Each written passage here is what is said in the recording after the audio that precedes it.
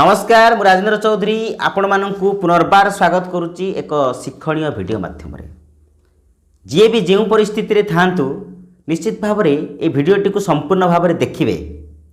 ए भिडटी को देखि सारा पर मु आपण मानू निश्चित भाव में कहबी जे ए भिडियो माध्यम जो शिक्षा गुड़िक दि जाइए आपण मान कम निश्चित भाव में आसो। भिडटी को संपूर्ण भाव में शुणु, भिडटी को संपूर्ण भाव में बुझंतु प्रकृत रे कौन कह जाउछि। संपूर्ण भाव में शुणिले जीवनर वास्तव जिनस को बुझीपारे एवं जीवन रे जो कर्म गुड़िक करने को अच्छी जीवन रे केमिति आगो को जीवे से जिनस बुझीपारे। तेणु प्रथम शेष पर्यंत भिडटी को देखंतु, शुणु भिडियो रे कौन कह जाइछि। मनुष्य सबले भावे आमे जीवन रे लक्ष्य कौन रखिबा दरकार, जीवन रे लक्ष्य कौन करिबा दरकार जे कले आमको से लक्ष्य रे पहुँची हब, सफलता अर्जन करी हब। किंतु एठी गोटे भूल हो जाए जे अहेतुक लालसा और तार परितृप्ति केबे भी जीवन लक्ष्य नुहे, कदापि जीवन लक्ष्य नुहे। ताहा माध्यम रे कौन हुए ना जीवन महत्व उद्देश्य परिपूर्ण हो पारे नहीं। जीवन रे जो महत्व उद्देश्य पई आमे जन्म होइचे ताहा परिपूर्ण हो पारे नहीं। ता पछरे धाई धाई जीवन सबुतक समय चली जाई थाए, एमिति कि जीवन सरी जाई थाए, जीवन दीप लिभि जाई थाए, किंतु से जिनस गुड़ाक परिपूर्ण हो पारि न थाए। ए संपर्क में मुझे आपण मानक गोटे छोटिया कहानी कहबी आज, जहाँकि ए कहानी माध्यम आपण बुझीपारे प्रकृत में जीवन लक्ष्य कौन आउ केउ प्रकार लक्ष्य करने दरकार।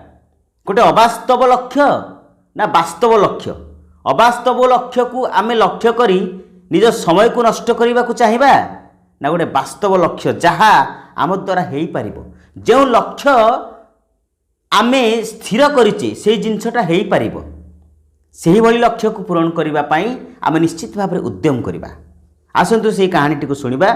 कहानी यही रकम जे जड़े महान सन्थ जड़े गुरुजी शिष्य मानक एक चमत्कार प्रसंग शुणाइले। कौन शुणाइले ना शिक्षणीय प्रसंगटी थिला एकदा आकाश रे उड़ी बुलुथिबा पक्षीटीए दूर आकाश रे देखिबा को पाइथिला शुभ्र बादल खंड। मन को हठात एक अद्भुत ख्याल आसिला, तार पक्षीटीर मन को अद्भुत ख्याल आसिला, मु उड़ी उड़ी जाई से शुभ्र बादल खंड को छुईबी। यह भाबी से दिगरे उड़ीबा को लागिला। लक्ष्य गोटिए थिला, कौन थिला ना बादल को छुईबा। बुझंतु बहुत गुरुत्वपूर्ण ये कहानी। सुंदर भाव में आपण मानकु कहानीटी कहूची, शुणंतु। बादल खंड भासी चली थाए। साध्य मते पक्षीटी चेष्टा कला जे बादल को छुईबा पाई, किंतु बादल को छुईबा तो दूरर कथा निकट को जीवा मध्य संभव हैला नहीं। पक्षीटी उड़ी चली थाए, उड़ी उड़ी क्लांत हो पड़ला, हेले व्यवधान कमिबा भली जना पड़ुनथिला। बादल सहित पक्षीर व्यवधान कमिला भली जना पड़ुनथिला। जेते ऊपर को उठुथिला कि जे छुईबा जना पड़ुनथिला, ताकू लागुथिला जेटा एटा असंभव अपहंच। अनेक प्रचेष्टा कला, अनेक प्रचेष्टा परे पक्षीटर हृदबोध हैला।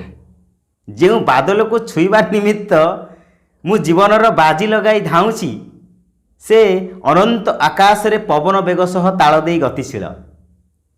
तार एबे धारणा दृढ़ीभूत हैला जे एभली अबांतर लक्ष्य को नहीं धाइबार किछि भी लाभ नहीं।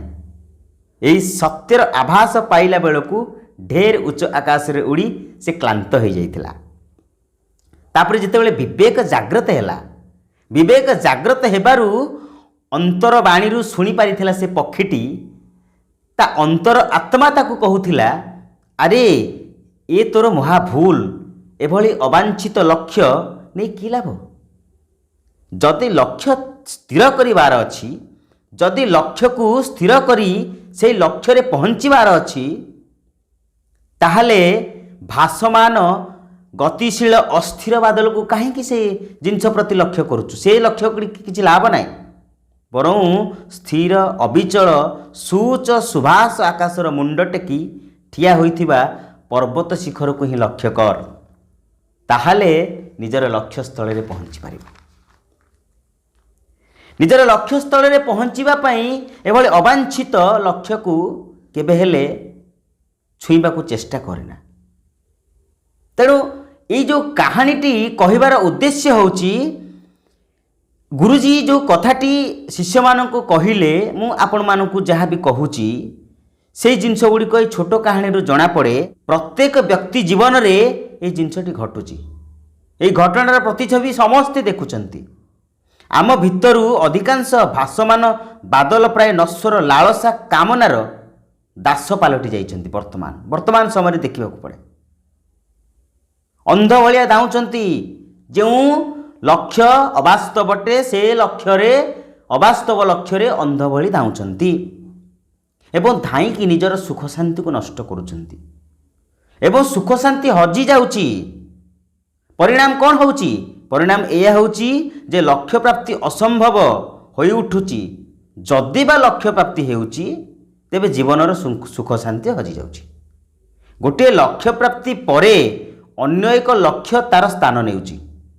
ଯଦି ଆମେ ଅନ୍ତର୍ଦୃଷ୍ଟି ଶାଣିତ କରିବା, ଆମର ଅନ୍ତର୍ଦୃଷ୍ଟିରେ ଦେଖିବା, ସୁବିଧା ସୁଯୋଗ କରିକି ଆରାମରେ ଦେଖିବା, ତାହେଲେ ଆମ ବିବେକ ଆମକୁ କହିବ ଯେ ଅବାଞ୍ଛିତ ଲକ୍ଷ୍ୟକୁ ଗ୍ରହଣ ନ କରି ଏକ ସୁନ୍ଦର ଲକ୍ଷ୍ୟ ଯାହା ଆମ ପକ୍ଷେ ସମ୍ଭବ ହୋଇପାରିବ ତାକୁ ଆମେ ଜୀବନରେ ସ୍ଥାନ ଦେବା। ଆଉ ସେଇଭଳି ଲକ୍ଷ୍ୟକୁ ଯଦି ଆମେ ରଖିବା ତାହେଲେ ଆମେ ଜୀବନରେ ନିଶ୍ଚିତ ଭାବରେ ସଫଳତା ଅର୍ଜନ କରିବା। ତେଣୁ ଆପଣମାନଙ୍କୁ এই କାହାଣୀ କହିବାର ଉଦ୍ଦେଶ୍ୟ ଯେ ଆପଣମାନେ କୌଣସି ବୃଥା ପ୍ରୟାସ, ଯେମିତିକି କୁହୁଡ଼ି ପହଁରିବା, ଯେମିତିକି ଅରଣ୍ୟରେ ରୋଦନ କରିବା, ସେଭଳି ପ୍ରୟାସ କରନ୍ତୁ ନାହିଁ। ଯଦି ଜୀବନରେ କିଛି ବାସ୍ତବ ଜିନିଷ ଅଛି, ବାସ୍ତବ ଲକ୍ଷ୍ୟକୁ ଆପଣମାନଙ୍କ ଆଖି ସାମ୍ନାରେ, ଆପଣମାନଙ୍କ ମନ ମସ୍ତିଷ୍କରେ ଛାପି ରଖିଛନ୍ତି, ତାକୁ କରନ୍ତୁ। ଦେଖିବେ ଆପଣମାନେ ପାହାଚ ପାହାଚ ପାହାଚ ପାହାଚ ହୋଇ ନିଜର ସଫଳତାକୁ ଅର୍ଜନ କରିବେ, ସୁନ୍ଦର ଭାବରେ ନିଜର ସଫଳତାକୁ ଅର୍ଜନ କରିବେ। ତ ଆଜି ପାଇଁ ଏତିକି, ପୁଣି ଦେଖା ହେବ ଆସନ୍ତା ଏକ ଭିଡ଼ିଓ ମାଧ୍ୟମରେ। ସେତେ ପର୍ଯ୍ୟନ୍ତ ଯଦି ଆପଣମାନଙ୍କୁ ଭିଡ଼ିଓ ଭଲ ଲାଗେ ତାହେଲେ ଲାଇକ୍ କରିବେ, ଯଦି ପ୍ରଥମ ଥର ପାଇଁ ଶୁଣୁଛନ୍ତି ସବସ୍କ୍ରାଇବ୍ କରିବେ। ସେତେ ପର୍ଯ୍ୟନ୍ତ ବିଦାୟ ଦିଅନ୍ତୁ। ନମସ୍କାର, ଧନ୍ୟବାଦ।